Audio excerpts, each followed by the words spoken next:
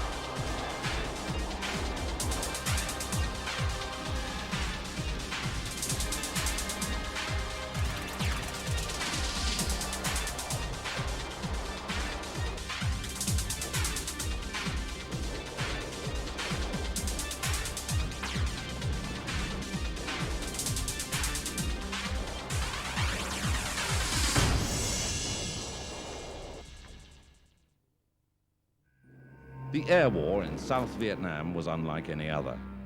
It saw the full might of the world's greatest military and economic power, America, pitted against an elusive but highly motivated enemy. The Viet Cong guerrilla was indistinguishable most of the time from the civilian population, and he had the priceless strategic advantage of fighting on his own ground.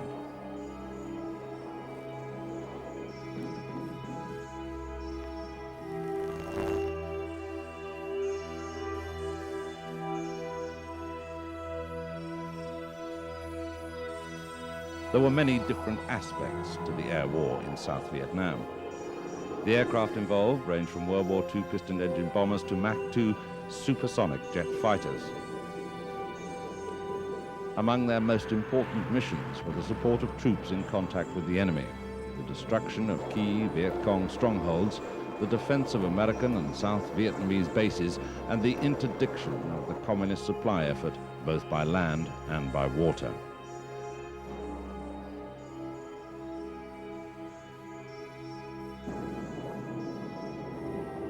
In conventional war, missions can be flown by the book. Fighting the Americans in South Vietnam, the Viet Cong became masters of unconventional warfare. They were highly experienced, developed good tactics, and made skillful use of terrain. They relied on the North for frequent resupply of men, food, arms, and equipment. The Americans had to evolve a whole new way of fighting to deal with this.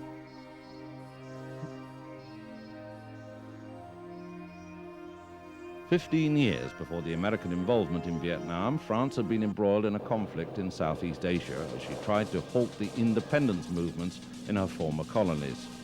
France's air power was composed largely of piston-engine combat aircraft dating from World War II. US involvement in the air war in South Vietnam began really in rather a small way. Elderly, propeller-driven trainers and bombers flown by the Farmgate Detachment had been sent to Southeast Asia in October 1961 to advise the South Vietnamese Air Force. The fledgling Air Force of South Vietnam was equipped and trained by the Americans, flying armed trainers like the T-28 Trojan or obsolete combat machines like the A-1 Sky Raider and the B-26 Invader.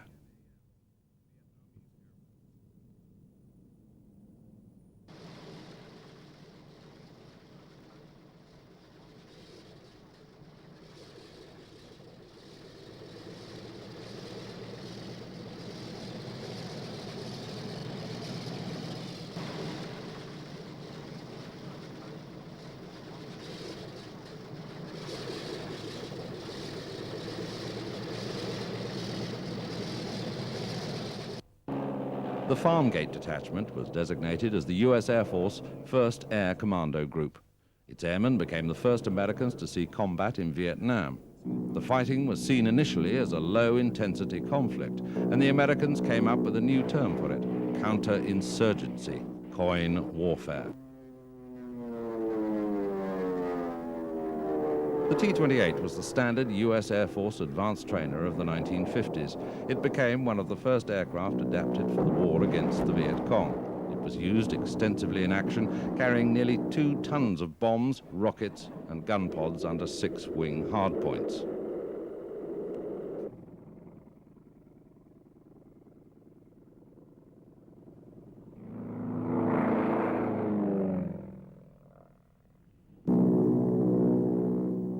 Another combat aircraft deployed during the early years was the rugged and heavily armed Invader bomber. Veteran of World War II and Korea, it had been one of the most effective aircraft used by the Armée de l'Air in the early 1950s. The US Air Commandos also appreciated its qualities, operating 20 aircraft from 3 bases until 1964, when they were grounded due to wing fatigue. The Invader was later reintroduced into Vietnam in 1966. Operating from Nam Pnom in Thailand, it flew night interdiction missions against the North Vietnamese supply route. Typical of the close support missions flown at the time was an action in late November 1963. The Viet Cong ambush against 2 outposts in Anh Nguyen province was repulsed after American and South Vietnamese aircraft attacked again and again at low level within a short distance of friendly troops.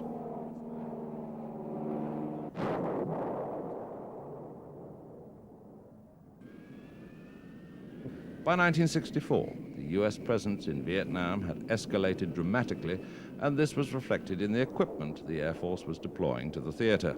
Covert advisory detachments like Farmgate were replaced by a full range of modern high-performance aircraft to fight the widening war against the Viet Cong. The first jet aircraft to be based in South Vietnam was the Martin B-57, a license-built version of the British Canberra tactical bomber. Initially, it was deployed for Patricia Lynn reconnaissance missions, but in February 1965, it flew the first Air Force combat strikes against VC positions east of Saigon. Australian Canberras also saw action in South Vietnam. As well as being used extensively for air support in the south, the B-57 also became an important aircraft in the night interdiction campaign against the Ho Chi Minh Trail.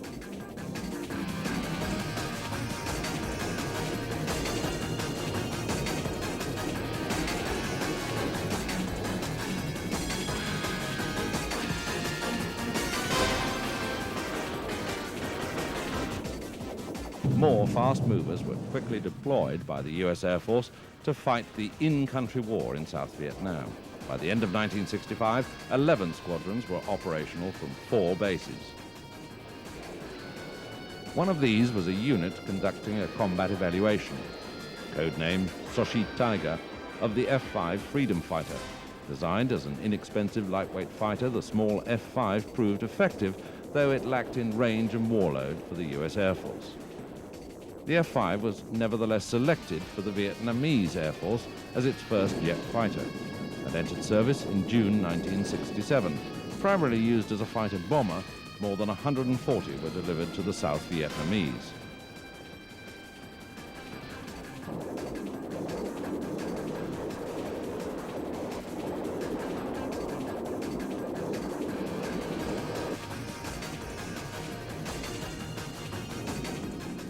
By far the most important Air Force attack jet in the South Vietnam War was the Super Sabre. While the F-105 Thunder Chief stole the glamour with its strike missions up north, the F-100 became the mainstay of the dirty, mud-moving war against the Viet Cong. Nicknamed the Hun, the F-100 was America's first operational supersonic fighter. It was designed as an interceptor in the early 1950s, but by the time of its combat debut in Southeast Asia, it had evolved into a ground attack machine. The F-100 was introduced into combat not in Vietnam, but in the largely secret war in Laos. It was also initially committed to the Strategic Air Campaign against North Vietnam, but proved unsuitable for this role. Instead, it found its niche as an attack jet providing close support of US troops in the south, where the air defense threat was much lower. The first units to be based in South Vietnam arrived in 1964. The Hun's presence quickly grew. At peak deployment in 1968, over 200 were committed to battle in 4 wings, with regular Air Force squadrons augmented by Air National Guard units.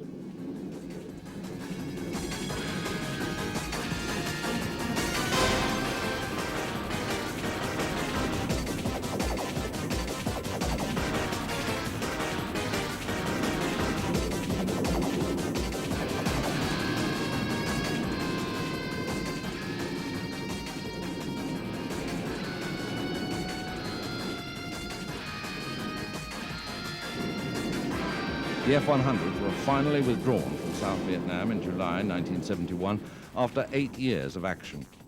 It had flown by far the largest number of missions of any American aircraft in Southeast Asia. In 1969, for example, Huns flew about 53,000 combat sorties compared to just under 20,000 by the Phantom. The importance of the Hun to the American war effort is underlined by the fact that its total of 360,000 combat missions was more than the combined total of all other U.S. Air Force strike aircraft in Vietnam. But this performance came at a price. The U.S. Air Force lost nearly 200 F-100s during combat.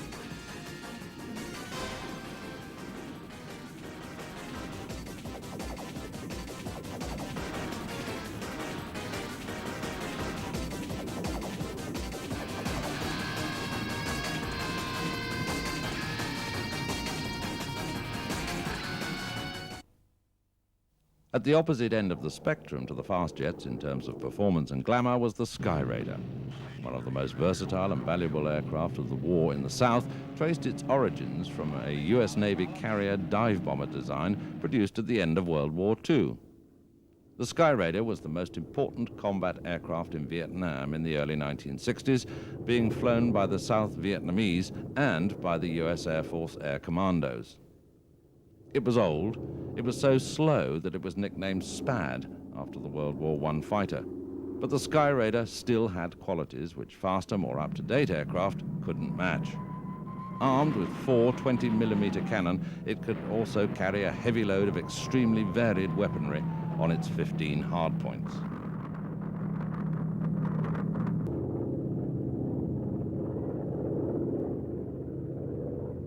Follow me.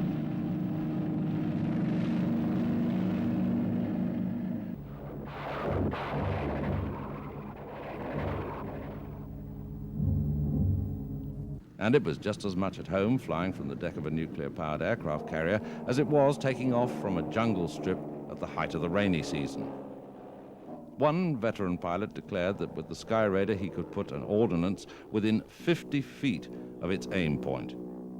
He could stay airborne for 5 to 6 hours at a time, saturating the enemy with heavy fire, and operate when the weather wasn't good enough for jets to fly.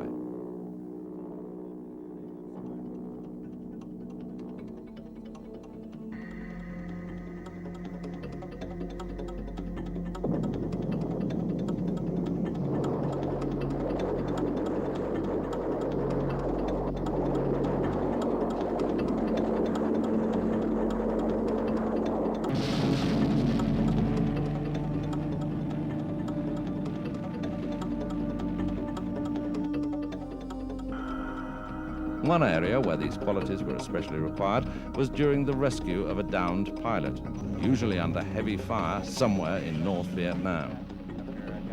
The veteran Skyraider, known as Sandy from its radio call sign, operated closely with the Jolly Green rescue helicopters and coordinated the rescue. Guided by radio transmissions, the rescue helicopters closed in for the pickup. All the while, the Sandy would provide suppressive fire around the helicopter.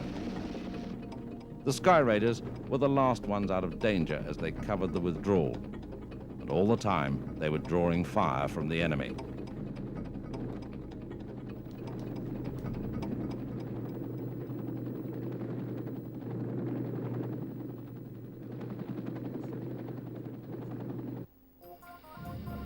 Although the F-100 dominated the war in the South, the F-4 Phantom was also an important ground attack aircraft. Renowned as a MiG killer and strike aircraft in North Vietnam, the multi-role F-4 was also used extensively in the air-to-ground role.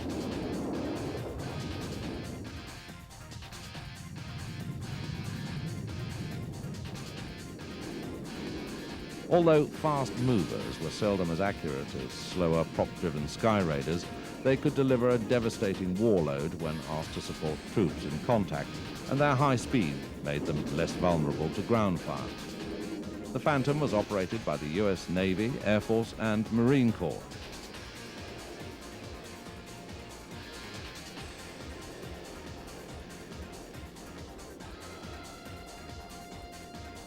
During the bombing halt between 1968 and 1972, it was almost exclusively used as a ground attacker. By the middle of 1970, it had become the dominant tactical aircraft of the war, replacing the F-105 as the main strike aircraft up north and the F-100 in the south.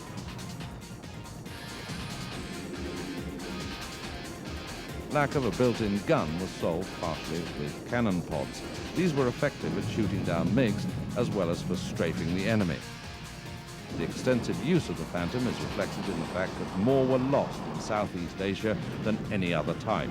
F-4s accounted for 20% of the US Air Force's fixed-wing combat and operational losses in Vietnam.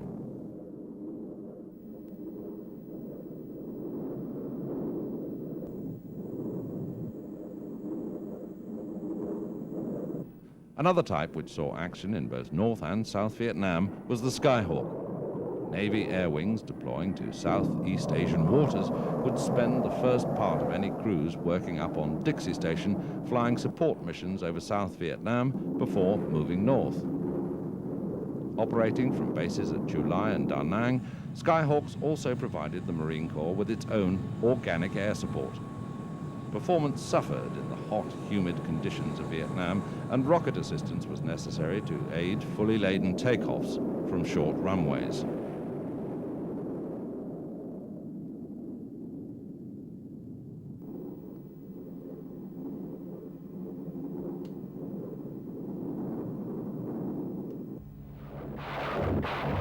The A-4 combined high agility with an amazing weapons carrying ability for its small size.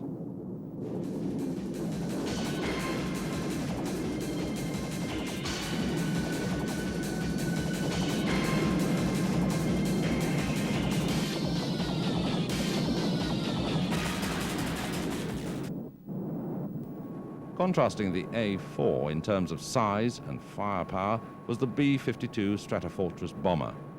One of the most controversial aspects of the war in Southeast Asia was the use of the giant B-52 as a counter-insurgency weapon against the Viet Cong. B-52s flew their first missions in 1965 under the codename Arclight. The US Air Force used two versions of the Buff operating from bases in Thailand and on the island of Guam. The B-52F versions could deliver nearly 20 tons of bombs. Modified B-52Ds, which replaced them, could double that load, dropping an amazing 108 bombs at a time. These were dropped in saturation raids against suspected enemy camps and troop concentrations in South Vietnam, Laos, and Cambodia.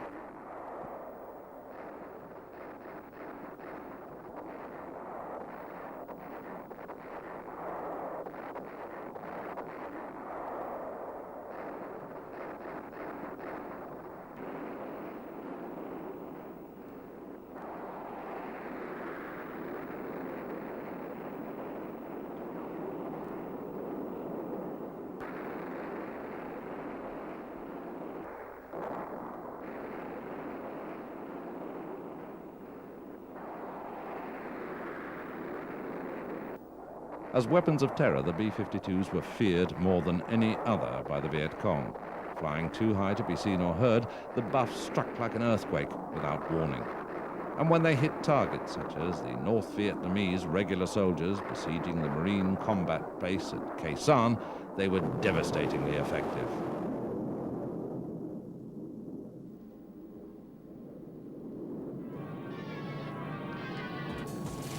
The Vietnam War saw the development and combat use of many advanced new weapons, such as laser-guided bombs. These were used almost exclusively against strategic targets, such as bridges. Weapons of the war in South Vietnam were much less sophisticated. American ground attack jets dropped millions of unguided bombs, and technology was applied instead to refining these dumb weapons.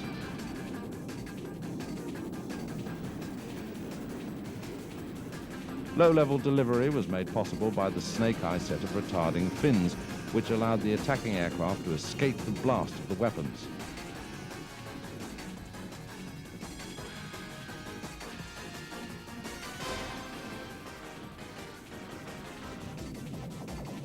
Napalm, usually dropped in canisters, rather like fuel tanks, was used to attack widely dispersed targets.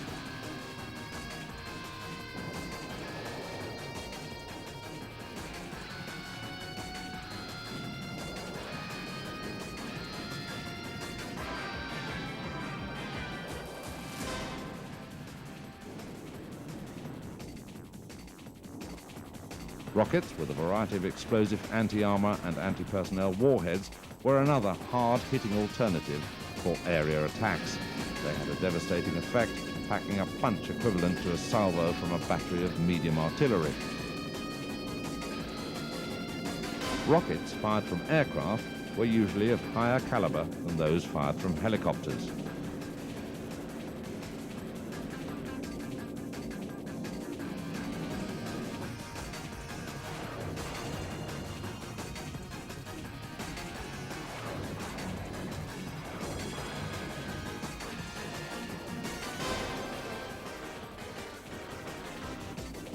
Guns were used for strafing. Most aircraft, with the notable exception of the early F-4 Phantoms, had 2 or even 4 built-in 20mm cannon. Attack aircraft in the south were known as mud movers for the simple reason that they fought down on the deck, dueling almost eye-to-eye with the Viet Cong insurgents on the ground. The air war against the Viet Cong was very much a short-range struggle.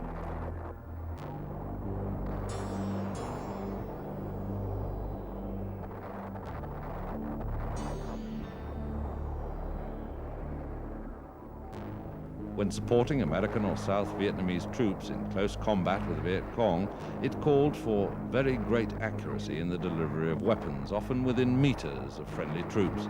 As a result, attacks were often pressed home at very low level. This could be very dangerous. Even though the communist insurgents lacked advanced weapons like guided missiles, they did have a lot of small arms, and low-level attacks brought the American fighters well within their range.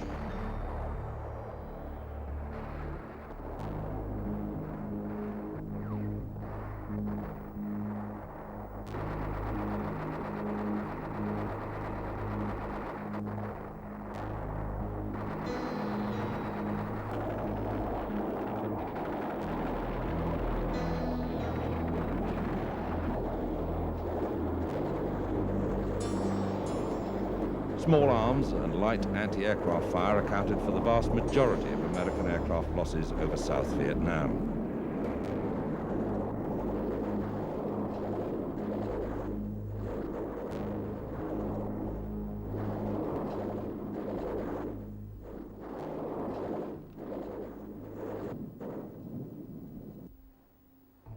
Most of the supplies for the Viet Cong came down a maze of tracks through Laos, Cambodia, and into the border regions of South Vietnam, known collectively as the Ho Chi Minh Trail. The US Air Force expended a great deal of effort in attempting to stem this supply.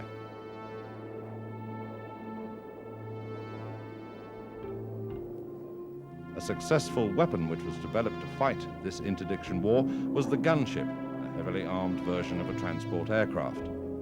The first of these was the AC-47, a gunship version of the venerable C-47 transport known as Spooky. Fitted with 3 rapid-firing machine guns in one side of the fuselage, these were also very effective close support weapons, being able to pour down a hail of withering fire on the Viet Cong.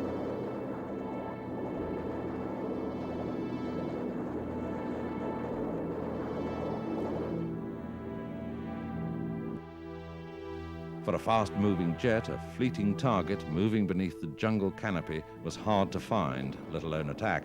The answer lay in the Forward Air Controller, or FAC. Flying low and slow over the battlefield, so exposing himself to enemy gunfire, the FAC's dangerous task was to become thoroughly familiar with his assigned area of ground, so that he knew every hill and every valley.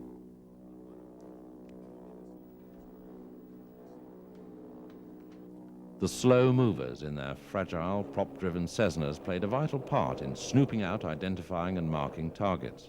Once a target was found, the FAC called up the fast movers' air support.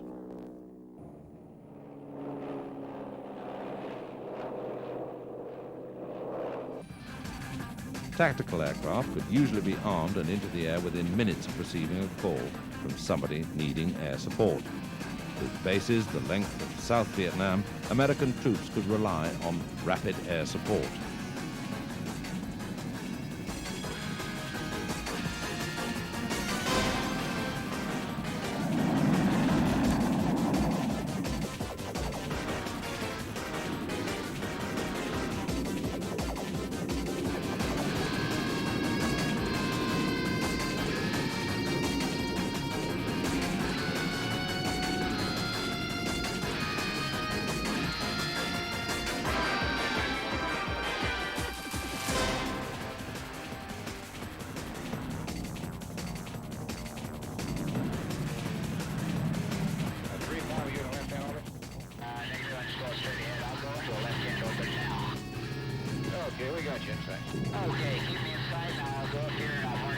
The Cessnas fired white phosphorus or smoke rockets to mark the targets for the jets.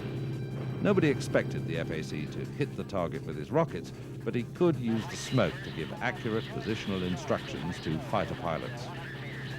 The FAC's task was one of the most dangerous of the war, and many were shot down. But they were often instrumental in saving friendly troops. Okay. Still have my smoke? I got your smoke still, right. Madam 2-1, set him up hot in Paris. 2, roger. That looks pretty good. I'd like you to keep your pass as steep as possible and be especially vigilant for helicopters.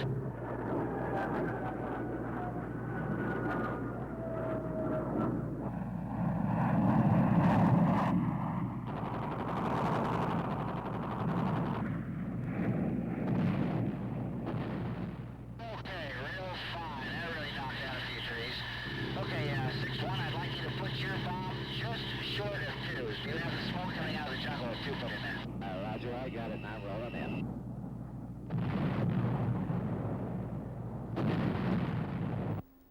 In a war without front lines, fire bases became the key to control of disputed territory.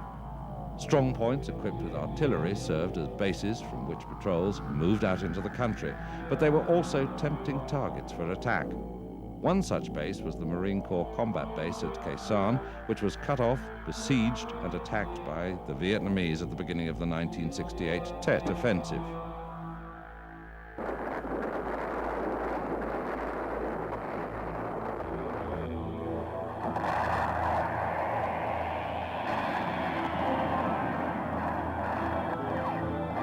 Khe Sanh was dug out of the jungle and surrounded by high ground held by the Vietnamese. They quickly tightened the noose around the base.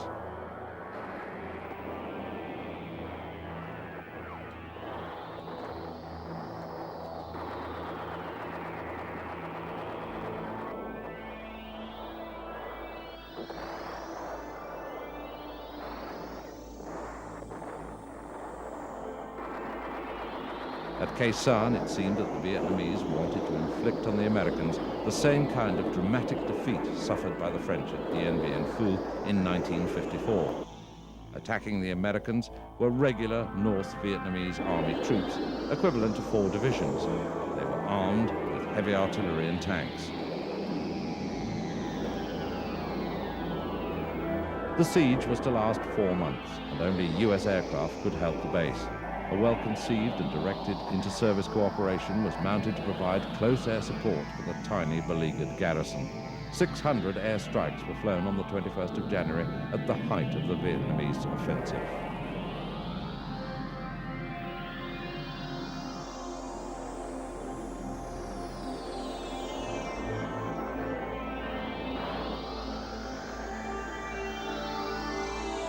Braving intense anti-aircraft fire and bad weather, a massive effort was also set up to keep the base resupplied and fly out wounded soldiers. But even on the ground, there was no respite as Khe Sanh was under constant bombardment.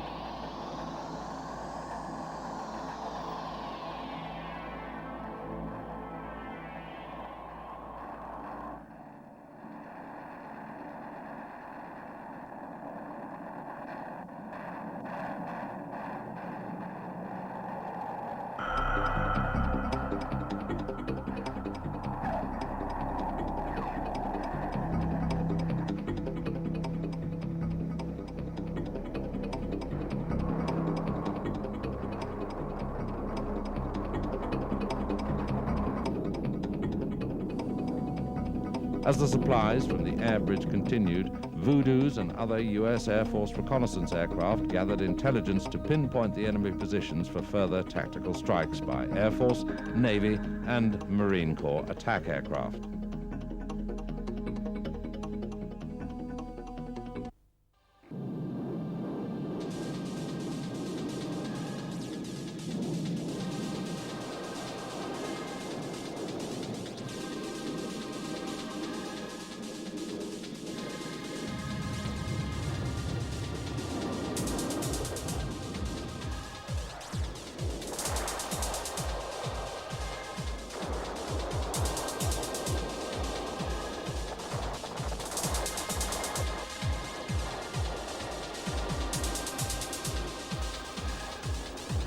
The Vietnamese bombardment was intense. In one day alone, 1,300 artillery rounds slammed into the base. The airstrip, a prime target, came under constant attack by Vietnamese artillery and mortars, and the transports braved exploding shells during takeoff.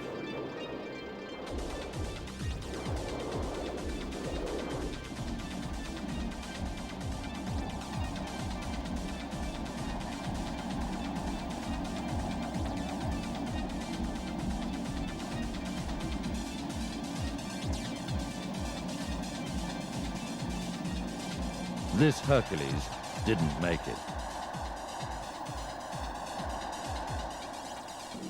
When it got too dangerous, the transports dropped their supplies by parachute. Over 600 drops were made by Providers and Hercules.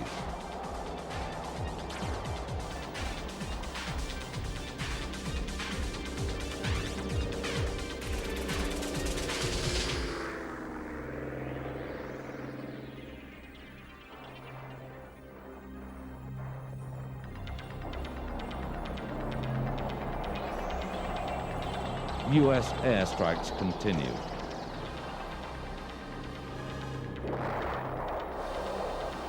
The most fearsome weapon used was the B-52. An American soldier describes an attack. Arc light raids, B-52 raids. Really tremendous raids. You didn't even see the airplanes. All you saw was the air being ripped apart and ground thundering underneath you, and you're bouncing in the air. You're not even aware that where the planes could even have been. The North Vietnamese had dug an elaborate network of bunkers, trenches and tunnels around Khe Sanh. Strikes by the Buff by day and by night obliterated them.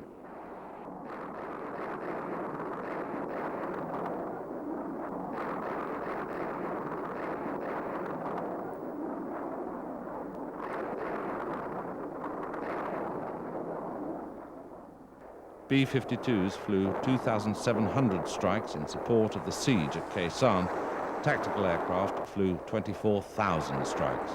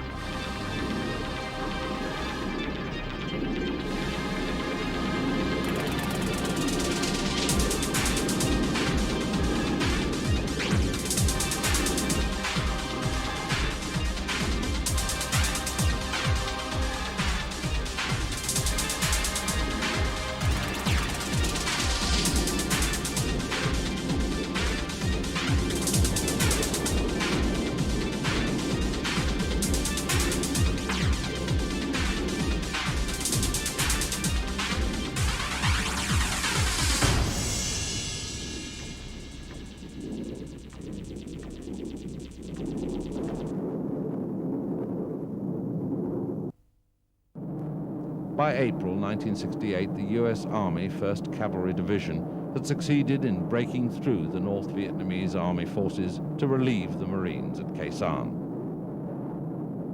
Pinned to the notice board of the U.S. command post at Khe Sanh was the following inscription: "For those who fight for it, life has a flavor the sheltered never knew."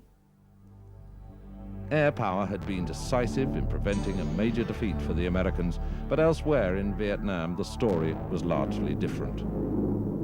By 1970, the Americans had begun to withdraw from the mire that had become Vietnam and hand over tactical air power to the South Vietnamese themselves.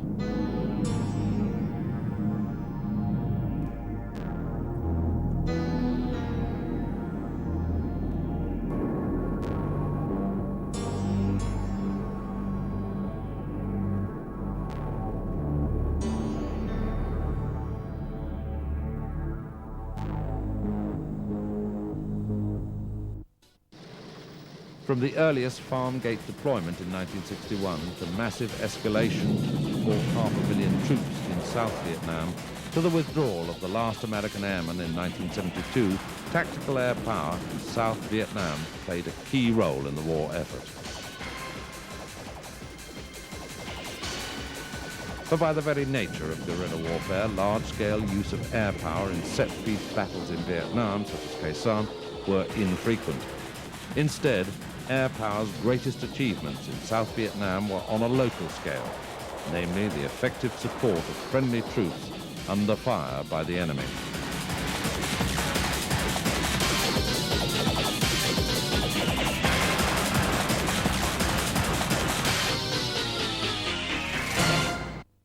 The transports dropped their supplies by parachute.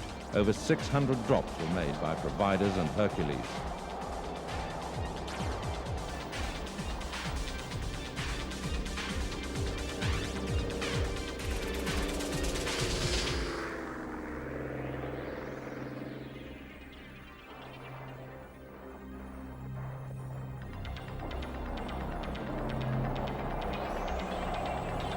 U.S. airstrikes continued.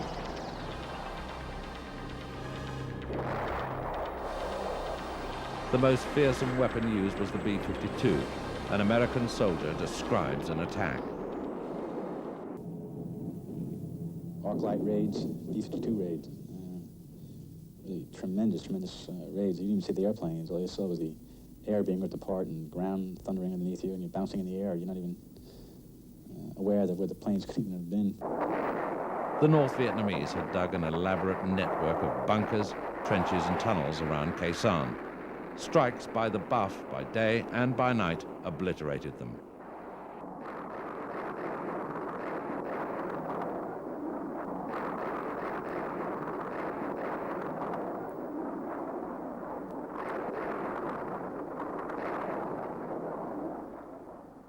B-52s flew 2,700 strikes in support of the siege at Khe Sanh. Tactical aircraft flew 24,000 strikes.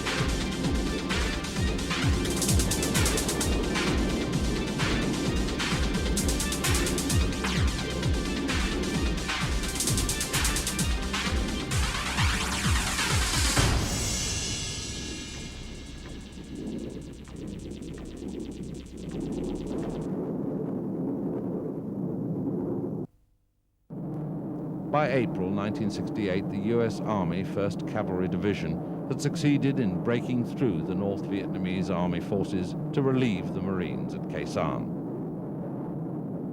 Pinned to the notice board of the US command post at Khe Sanh was the following inscription: "For those who fight for it, life has a flavor the sheltered never knew." Air power had been decisive in preventing a major defeat for the Americans, but elsewhere in Vietnam the story was largely different. By 1970, the Americans had begun to withdraw from the mire that had become Vietnam and hand over tactical air power to the South Vietnamese themselves.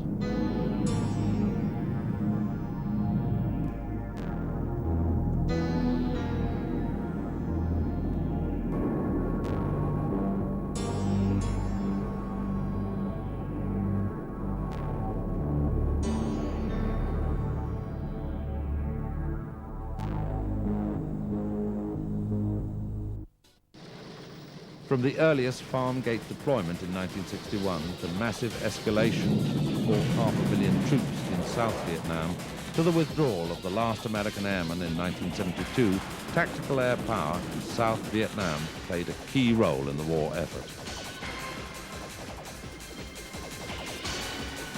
But by the very nature of guerrilla warfare, large-scale use of air power in set-piece battles in Vietnam, such as Khe Sanh, were infrequent.